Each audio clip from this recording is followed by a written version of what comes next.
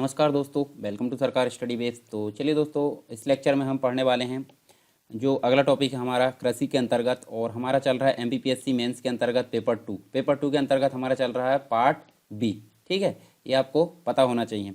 इसके बाद जो सारी चीज़ हमने एग्रीकल्चर से रिलेटेड बहुत सारी चीज़ यहाँ पे कवर कर ली हैं, और आगे हम देखने वाले हैं यहाँ पे सहकारी विपणन संस्थान ये क्या होते हैं, इनके बारे में हम विस्तार से पढ़ेंगे। इसके पहले आप जो सारी चीज़ें देखे हो वो आप जाकर फिर से एक बार देख सकते हैं कि क्या क्या चीज़ें हमने पढ़ ली हैं। तो देखिए, वर्तमान समय की अगर बात करें हम, तो वर्तमान समय में देश में जो सहकारी विपणन है यानी कि कोऑपरेटिव जो मार्केटिंग है, उसके क्षेत्र में विभिन्न प्रकार के संस्थान हमको कार्यरत देखने को मिलते हैं देश के अंतर्गत। तो देखिए, हमारे सामने कुछ संस्थान आपको नज़र आ रहा है, जैसे कि आप देख सकते हैं ट्राइफेड, इसके बाद देख सकते हैं नेफेड और एनसीडीसी। तो ये होते क्या हैं, इनके बारे में हम विस्तार से पढ़ते हैं। तो सबसे पहली बात करते हैं ट्राइफेड की। ट्राइफेड होता क्या है? ट्राइफेड का फुल फॉर्म आप देख सकते हैं यहाँ पे, देखिए आपको देखने मिलेगा tribal cooperative marketing development federation of India limited. तो इसको हम बोल सकते हैं, ये देखिए फुल फॉर्म आपको दिख रहा है, यानी कि हम इसको फुल फॉर्म अगर बोले हिंदी में तो भारतीय जनजातीय सहकारी विपणन विकास संघ बोला जाता है, और शॉर्ट में इसको ट्राइफेड बोला जाता है। तो ये किससे रिलेटेड है? ये जनजातियों से संबंधित है, यानी कि जनजातियों को उनकी जो उपज होती है कृषि से संबंधित, उनका उचित मूल्य प्रदान करने में ये सहायता करने, तथा जो व्यापारी होते हैं व्यापारियों के शोषण से बचाने के लिए, यानी जनजातियों का जो शोषण होता था व्यापारियों के द्वारा उनसे बचाने के लिए और उनको उचित मूल्य प्रदान करने के लिए यहाँ पे बहुराज्यीय जो सरकारी समिति अधिनियम आया था। अधिनियम कब आया था? अधिनियम आया था 1984 में। 1984 में एक अधिनियम आया था जिसका नाम था बहुराज्यीय सहकारी समिति अधिनियम। इसके अंतर्गत राष्ट्रीय स्तर के जो शीर्ष निकाय है उसके रूप में इस संस्थान, यानी कि हम बोल सकते हैं ट्राइफेड, जिसे बोलते हैं tribal cooperative marketing development federation of India limited, इसकी स्थापना की गई थी 1987 में। तो ये चीज़ आपको याद रखना है। इसके अलावा जो नया बहुराज्यीय, यानी कि देखिए एक बहुराज्यीय समिति अधिनियम आया था 1984 में, एक और आया उसके बाद हम देख सकते हैं 2002 में, इसी का अगला वर्जन, यानी कि हम बोल सकते हैं नया बहुराज्यीय समिति अधिनियम 2002 में आया। इसमें सुसंगत बनाने, मतलब इससे जो है सुसंगत बनाने हेतु अप्रैल 2008 में ट्राइफेड की नियमावली में से लघु वन उपज और अधिशेष जो कृषि थी उपज, इसकी खरीद का कार्य बंद कर दिया गया। इसके अलावा ट्राइफेड अब जो है जनजातीय उत्पादों के लिए बाजार का विकास करने वाली और सदस्य परिसंघों को सेवा प्रदान करने वाली इकाई के रूप में कार्य कर रहा है। तो ये कुछ बेसिक चीज़ें थी किसके संबंध में? ट्राइफेड के संबंध में। आपको याद रखना है, खास करके उसका फुल फॉर्म याद रखना है, किससे रिलेटेड है ये और कब इसकी स्थापना की गई थी, ये चीज़ आपको विशेष तौर पर याद होनी चाहिए। अगर आपको 3 नंबर में अगर पूछ लिया जाता है तो ये आपको बनना चाहिए। ठीक है, फिर बात करते हैं नेफेड की। नेफेड का फुल फॉर्म क्या होता है? इसका फुल फॉर्म होता है national agriculture cooperative marketing federation of India limited, इसका फुल फॉर्म होता है। ठीक है, और इसकी स्थापना बहुराज्यीय सहकारी सोसाइटी अधिनियम के अंतर्गत ही की गई थी, और इसके अंतर्गत ये पंजीकृत एक सहकारी संस्था के रूप में कब स्थापित की गई थी, मतलब इसकी स्थापना ये की गई थी 2 अक्टूबर 1958 को इसकी स्थापना की गई थी। अब उद्देश्य की बात कर लेते हैं नेफेड की। तो इसका मुख्य उद्देश्य क्या होता है? जो कृषि है, हम सिंपल सी बात है, पढ़ रहे हैं हम कृषि, तो कृषि से संबंधित, और इसके अलावा हम देखें तो जो उद्यान कृषि होती है, साथ में हम देखें तो जो वन की उपज होती है, इनका विपणन मतलब मार्केटिंग होता है, और जो भंडारण यानी कि स्टोरेज, और कृषि उपकरण, साथ में जो यंत्र होते हैं अंतर्राष्ट्रीय एवं राष्ट्रीय स्तर पर थोक एवं जो खुदरा जो आयात निर्यात होता है व्यापार करना, तथा कृषि के लिए कृषि उत्पादन में तकनीकी सहायता एवं सुझाव देना, ये सारे काम किसके थे? नेफेड के थे, जिसे हम बोलते हैं national agriculture cooperative marketing federation of India limited. ये सारी चीज़ हमको देखने को मिलती है नेफेड के द्वारा।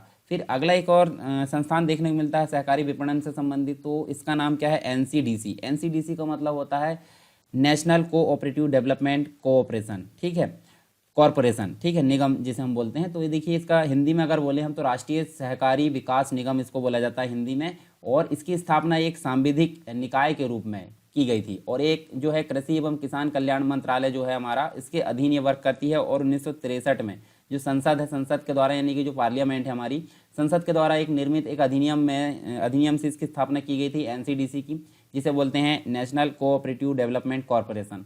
और इसके कार्य बहुत बहुआयामी है, यानी कि बहुत अलग अलग प्रकार के इसके कार्य होते हैं, चारों डायमेंशन हम बोले तो। और लघु वन उपज इसके अंतर्गत शामिल किया जाता है। लघु वन उपज का एकत्रण करना, उसका प्रसंस्करण करना, प्रसंस्करण का मतलब होता है प्रोसेसिंग करना, यानी कि कम मूल्य वाली जो चीज़ है उसको प्रोसेसिंग करने के पश्चात अधिक मूल्य वाली बनाना। इसके अलावा मार्केटिंग यानी कि विपणन से संबंधित, स्टोरेज यानी कि भंडारण से संबंधित, साथ में निर्यात, और जो सहकारिताओं है उसके माध्यम से जो उपभोक्ताओं को वस्तुओं की आपूर्ति, और जो कृषि उत्पाद होते हैं खाद्यान्न होती है, साथ में हम देखें तो कृषि की जो मशीनें होती है, मशीनरी होती है आदि संबंधी जो क्रियाकलाप है उसमें वृद्धि करना इसका मुख्य कार्य था। किसका? एनसीडीसी का। ठीक है, फुल फॉर्म भी आप याद रखिए इसका।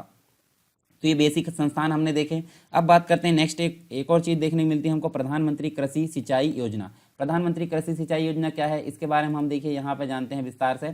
तो देखिए यहाँ जो प्रधानमंत्री कृषि सिंचाई योजना है इसकी शुरुआत की गई थी 1 जुलाई 2015 को।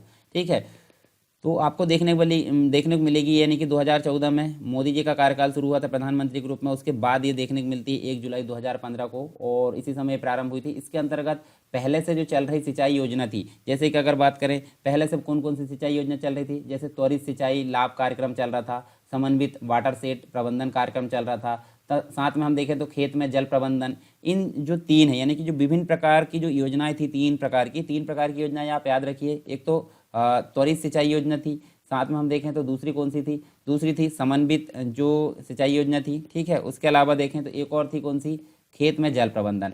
तो ये तीनों योजनाओं को समन्वित करके एक नई योजना लाई गई जिसको बोला जाता है प्रधानमंत्री कृषि सिंचाई योजना। ठीक है, और इसका मुख्य उद्देश्य अगर बात करें हम तो मुख्य उद्देश्य क्या था, जल का उपयोग एवं सिंचाई निवेश को प्रोत्साहन देना, यानी समुचित रूप से जो प्रौद्योगिकी यानी कि टेक्नोलॉजी और जो पद्धति है उसके माध्यम से जल का अधिकतम यानी कि सही रूप से उपयोग करना, यानी दक्ष रूप से उपयोग करना। साथ में हम देख सकते हैं क्षेत्रीय स्तर पर सिंचाई में निवेश, सहबद्धता को प्रोत्साहित करना। ये सारी चीज़ हमको देखने को मिलती है किसके अंतर्गत, जो प्रधानमंत्री कृषि सिंचाई योजना है उसके उद्देश्य के अंतर्गत। इसके अलावा राष्ट्रीय स्तर पर इस योजना की जो निगरानी है, निगरानी कौन करता है, राष्ट्रीय संचालन समिति के द्वारा इसकी निगरानी की जाती है। ठीक है, निगरानी और जो निरीक्षण किया जाता है, और ये सारा काम किया जाता है प्रधानमंत्री की अध्यक्षता में गठित जो समिति होती है, जिसे अंतर मंत्रालय समिति बोला जाता है। नाम क्या है इसका, राष्ट्रीय संचालन समिति, इसे बोला जाता है एनएससी। ठीक है, इसके द्वारा निगरानी की जाती है, निगरानी और निरीक्षण किया जाता है, जिसमें सभी संबंधित जो मंत्रालय होते हैं उसके केंद्रीय मंत्री इसके अंतर्गत शामिल किए जाते हैं। साथ में हम देखें तो प्रावधान क्या है इसके अंतर्गत, प्रावधान मतलब इस योजना के अंतर्गत जो 5 वर्ष है, 5 वर्षों के लिए 50,000, 5 वर्ष मतलब हम बात करें 2015 और 16 से अगर बात करें तो 2019 से 2020, तो ये टोटल जो 5 वर्ष के दौरान यहाँ पे 50,000 करोड़ रुपए के व्यय का प्रावधान यहाँ पे रखा गया था। किसके अंतर्गत, प्रधानमंत्री कृषि सिंचाई योजना के अंतर्गत। और बजट की अगर बात करें तो बजट हमारे सामने देखने को मिलता है 2019 और 20 का बजट देखने को मिलता है। तो इसके अंतर्गत प्रधानमंत्री कृषि सिंचाई योजना के अंतर्गत जो 3500 करोड़ रुपए का यहाँ पे आवंटन किया गया था। और योजना में केंद्र एवं राज्यों का जो व्यय का भुगतान है वो भी हमको देखने को मिलता है। तो यहाँ पे सेंटर की अगर बात करें तो सेंटर जो है 75% यहाँ पे जो व्यय है उसका वहन करेगी, और अगर स्टेट की बात करें तो स्टेट यहाँ पे 25% यहाँ पे व्यय का वहन करेगी। पर वहीं अगर बात करें हम किसकी, जो कुछ विशेष राज्य, स्पेशल राज्यों का यहाँ पे दर्जा दे दिया गया हमारे भारत में, तो वहाँ पे ये जो प्रतिशत होगा कितना होगा, सेंटर के लिए होगा 90%, और यहाँ पे होगा ये 10%। तो इस प्रकार हमको देखने को मिलता है किसके अंतर्गत, प्रधानमंत्री कृषि सिंचाई योजना के अंतर्गत। चलिए आगे बढ़ते हैं, हम देखते हैं यहाँ पे निरांचल जल संभरण योजना हमको देखने को मिलती है। तो ये क्या है इसके बारे में हम विस्तार से देखते हैं यहाँ पे। तो शुरुआत देख लेते हैं, यानी कि इसकी जो शुरुआत की गई थी प्रधानमंत्री की अध्यक्षता में की गई थी केंद्रीय मंत्रिमंडल के द्वारा। तो ये 7 अक्टूबर 2015 को इसकी शुरुआत की गई थी। निरांचल वाटर सेट योजना को जो है मंजूरी यहाँ पे दी गई थी, जिसे बोलते हैं निरांचल जल संभरण योजना। और इस परियोजना के लिए यहाँ पे हम देखें तो 2142 करोड़ रुपए का यहाँ पे व्यय का निर्धारण किया गया था, यानी कि इतना अमाउंट इसके अंतर्गत निर्धारित किया गया था। साथ में हम देखें तो यहाँ पे हमको 9 राज्य देखने को मिलते हैं। 9 राज्य कौन कौन से, देखिए निरांचल जल संभरण योजना का संचालन केंद्र सरकार द्वारा विश्व बैंक के सहयोग से किया जाएगा, और ये टोटल 9 राज्य हमको देखने को मिलते हैं। कौन कौन से, एक तो आंध्र प्रदेश देखने को मिलता है, उड़ीसा, मध्य प्रदेश, तेलंगाना, महाराष्ट्र, राजस्थान, छत्तीसगढ़, झारखंड, गुजरात। ये टोटल 9 राज्य जो है, मतलब केंद्र सरकार इन टोटल 9 राज्यों के साथ में मिलकर विश्व बैंक के सहयोग से इस योजना का संचालन यहाँ पे किया जाएगा। ठीक है, इसके अलावा प्रधानमंत्री कृषि सिंचाई योजना के जल संभरण घटक के रूप में निरांचल जो है इसका मुख्य लक्ष्य प्रत्येक खेत का तक जो है, मतलब प्रत्येक व्यक्ति का जो खेत है या प्रत्येक खेत तक सिंचाई सुनिश्चित करना और जल के अधिकतम उपयोग को बढ़ावा देना, इसका मुख्य उद्देश्य हमको देखने को मिलता है निरांचल जल संभरण योजना का। इसके बाद हमको देखने को मिलता है कृषि में आयात और निर्यात की बात करें, यानी कि एक्सपोर्ट और इम्पोर्ट इन एग्रीकल्चर। ठीक है, एक्सपोर्ट इम्पोर्ट इन एग्रीकल्चर। तो यहाँ हमको देखने को मिलता है भारत में देखें तो कुछ प्रमुख फसल की बात करें, जैसे कपास है, चावल है, तेल है, काली मिर्च है, इसके अलावा चीनी है। तो ये इन सभी चीज़ों के लिए एक देखें तो हम देखें यहाँ महत्वपूर्ण कृषि निर्यातक के रूप में उभरा है भारत, इन सभी चीज़ों को देखते हुए। और WTO की अगर बात करें तो विश्व व्यापार संगठन जिसे बोलते हैं WTO, वर्ल्ड ट्रेड ऑर्गेनाइजेशन, या फिर हिंदी में बात करें तो विश्व व्यापार संगठन, इसकी व्यापारिक सांख्यिकी के अनुसार भारत में कृषि निर्यात का अंश और विश्व व्यापार में आयात का अंश 2013 और 14 के अनुसार अगर देखें तो 2013 के अनुसार हम देख सकते हैं, देखिए 13 और 14 के अनुसार जो निर्यात है, निर्यात 2.46% और आयात की बात करें वहीं पर तो 1.46% यहाँ देखने को मिलता है। किसके अनुसार?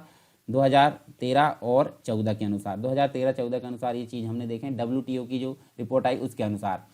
इसके अलावा GDP की अगर बात करें, GDP मतलब सकल घरेलू उत्पाद, ग्रॉस डोमेस्टिक प्रोडक्ट जिसे बोलते हैं, इसके प्रतिशत के रूप में कृषि निर्यात वर्ष 2014 और 15 की अगर बात करें, 2014-15 की बात करें तो यहाँ पे हमको देखने को मिलता है क्या, निर्यात यहाँ पे हम देख सकते हैं, देखिए निर्यात पहले कितना था, 12.8% था, जो कि 2016 और 17 में हमको देखने को मिलता है घट गया है, और घटकर कितना आ गया, 9.5% यहाँ देखने को मिलता है।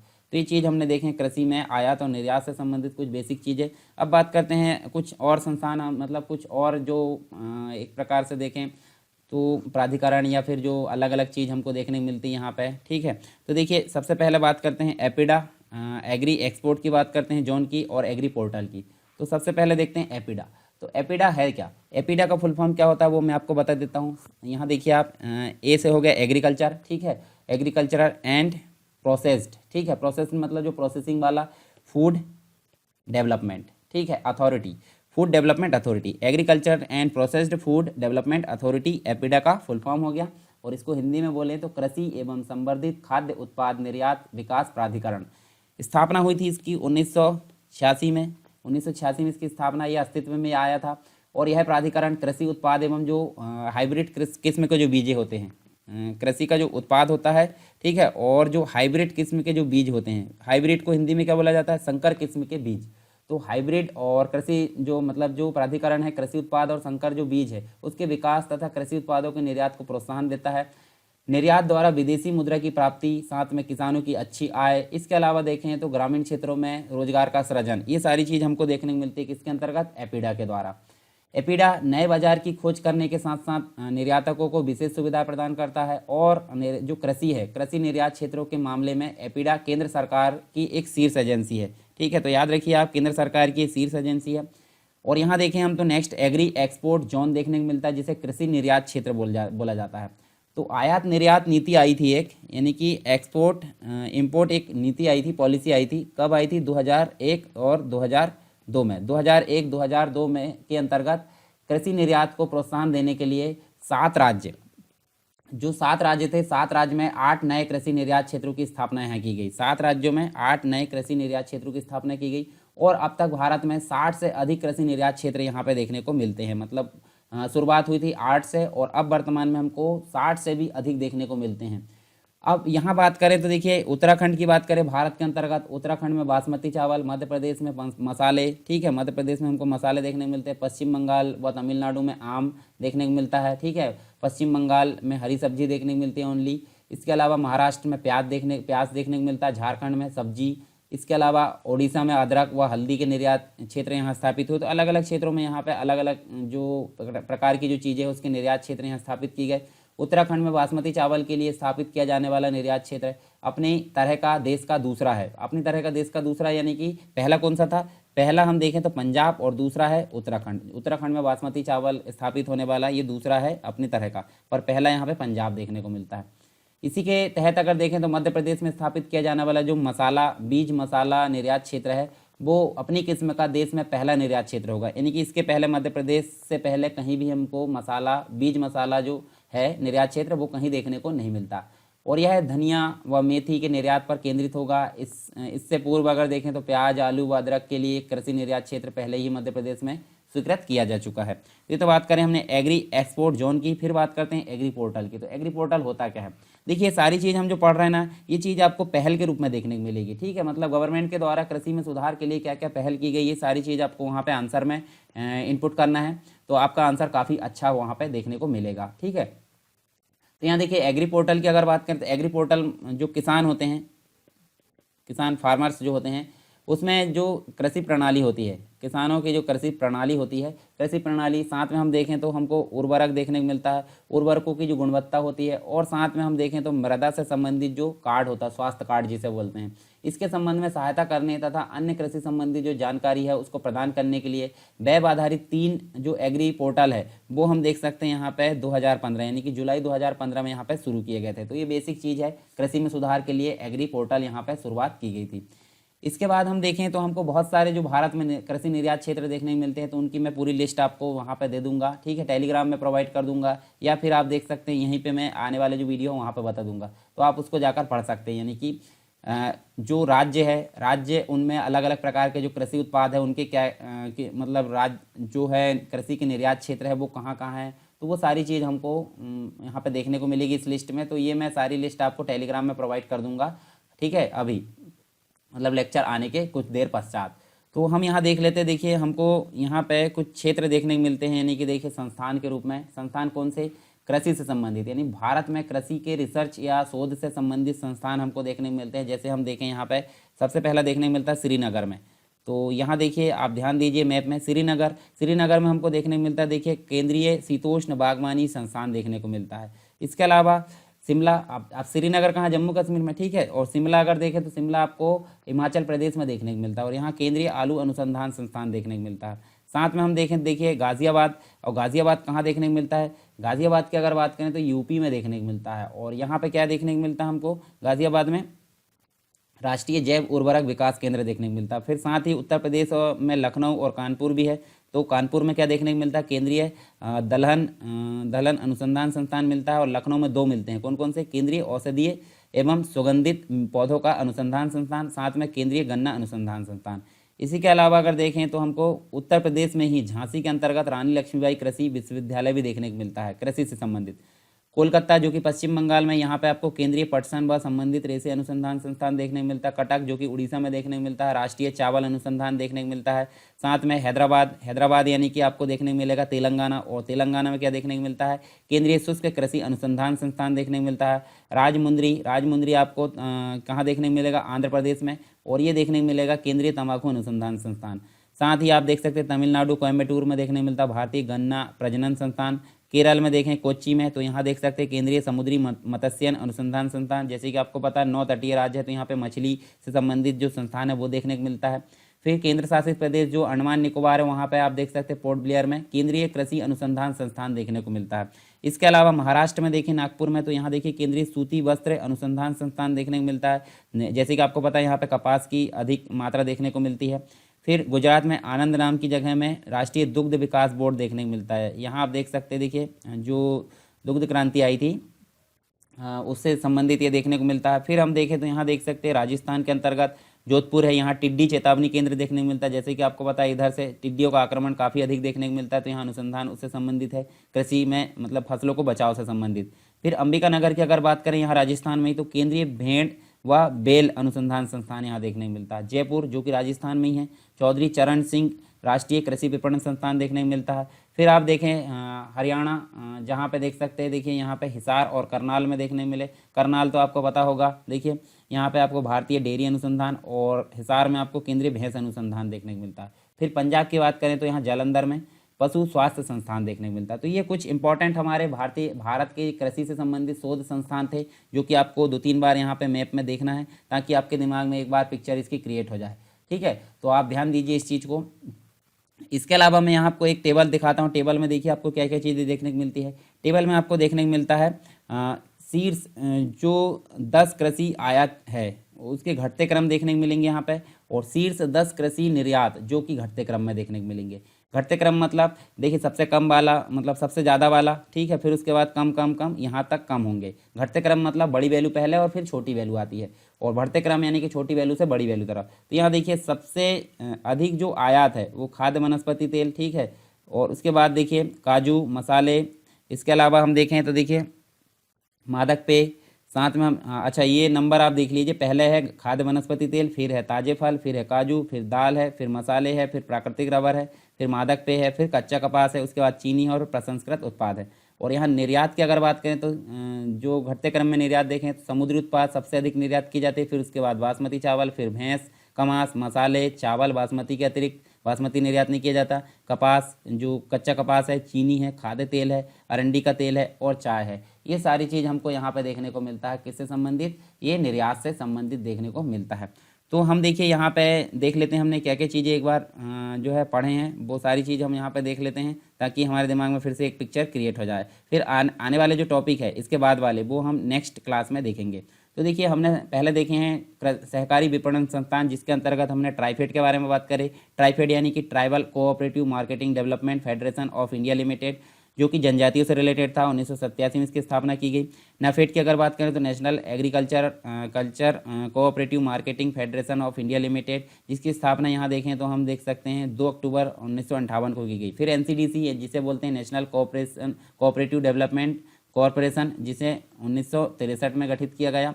फिर हमने देखे प्रधानमंत्री कृषि सिंचाई योजना, जिसकी शुरुआत 3 योजनाओं को यहाँ पे समन्वित करके की गई थी, ठीक है, जो कि हमने देखे यहाँ पे, और स्थापना मतलब इसकी शुरुआत की गई थी 1 जुलाई 2015 को, यानी कि हम देख सकते हैं 2020 तक इसमें 50,000 करोड़ रुपए व्यय के रूप में रखा गया था। और बजट में भी यहाँ निर्धारित किया गया, जिसमें केंद्र और राज्य का हिस्सा भी हमने देखे और स्पेशल राज्यों में भी हमने उसका हिस्सा देखे। उद्देश्य क्या था वो भी हमने यहाँ सारी चीज़ें देखे, निगरानी मॉनिटरिंग वगैरह जो है कौन करेगा वो भी यहाँ पे देख लिए। फिर निरांचल जल संभरण योजना के अंतर्गत देखिए इसकी शुरुआत कब हुई, ठीक है, कितना रुपए इसमें व्यय किया गया, और विश्व बैंक की सहायता से केंद्र जो है 9 राज्यों की सहायता से यहाँ पे इसका एग्जीक्यूशन करेगा, यानी कि इसका क्रियान्वयन करेगा। तो जो 9 राज्य है वो हमने यहाँ पे देखे हैं। फिर हम देखें यहाँ पे तो कृषि में आयात और निर्यात से संबंधित चीज़ें देखें, जो कि कृषि निर्यात में अगर देखें तो ये मुख्य चीज़ हमको देखने मिलती है, ठीक है। निर्यात का परसेंट देखें, आयात का देखें, जीडीपी में क्या योगदान है वो हमने यहाँ पे देखें। फिर देखें हमने एपिडा के बारे में देखें, एग्री एक्सपोर्ट जोन के बारे में देखें और एग्री पोर्टल के बारे में देखें। उसके बाद देखें तो यहाँ पे हमको देख सकते देखिए कुछ चीज़ें और देखने को मिलती हैं।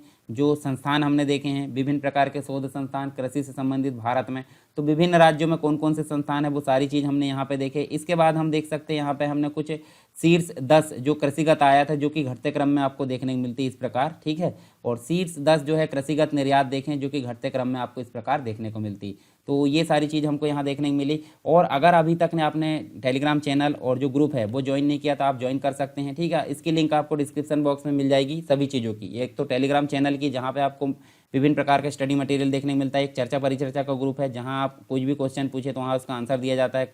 कोई दिक्कत है, कोई प्रॉब्लम है, या पीडीएफ से रिलेटेड जो चीज़ें हैं वो आपको यहाँ पे देखने को मिलेगी, ठीक है। इसके अलावा आप देखें तो उसमें आप एक जो है उत्तर लेखन ग्रुप भी मिलेगा, जिसमें आपको उत्तर लेखन से संबंधित सारी चीज़ें वहाँ देखने को मिलेगी। यानी प्रतिदिन के अनुसार आपको उत्तर लेखन के क्वेश्चन दिए जाते हैं, ठीक है। और उसमें आपको क्वेश्चन देखने को मिलेंगे 2020 के नए सिलेबस के अकॉर्डिंग, यानी कि 11 नंबर के क्वेश्चन, 5 नंबर के क्वेश्चन और 3 नंबर के क्वेश्चन। उसी अकॉर्डिंग एक यूनिट में जो क्वेश्चन आएंगे उस फॉर्मेट में यहाँ पे क्वेश्चन प्रदान किए जाते हैं। उनको लिखकर आप अपनी जो राइटिंग प्रैक्टिस है उसको मजबूत कर सकते हैं प्रतिदिन के अनुसार, ठीक है। तो ये सारी चीज़ आपको यहाँ पे देखने को मिलेगी। तो मिलते हैं हम नेक्स्ट टॉपिक के साथ में नेक्स्ट क्लास में, तब तक के लिए जय हिंद।